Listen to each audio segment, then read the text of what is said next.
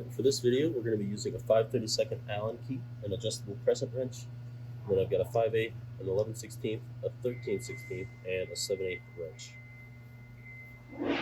We're going to start by mounting our hand pump to these 4 holes here on our side panel. Set the hose to the side. We're going to do this with the 4 1/4 pan head screws that come in your kit.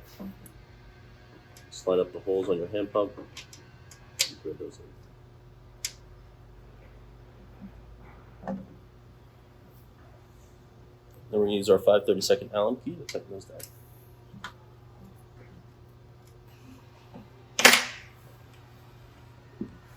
Okay, now we can take our Sepa holder and carefully set it in place on top of our bench top. We're going to make sure our quick connect is facing this direction, and then take the quick connect end from our hand pump and plug it in.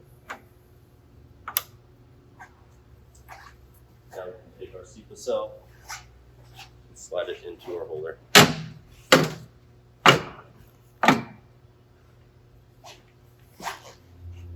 Alright, next we're going to take a couple of adapter fittings. These are 1/2-inch tube stubs to 3/8 compression fittings.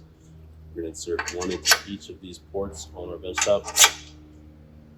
Using an adjustable crescent wrench, we're going to hold the bulkhead and rotate it, and then a 7/8 wrench to give the 1/2-inch nut a 1 1/4 turn to set the ferrules for each of these adapters.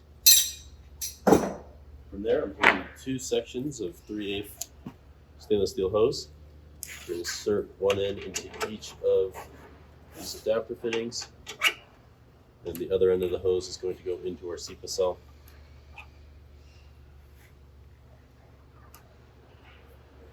Keep those nuts hand tight. And then a 5/8 and an 11/16.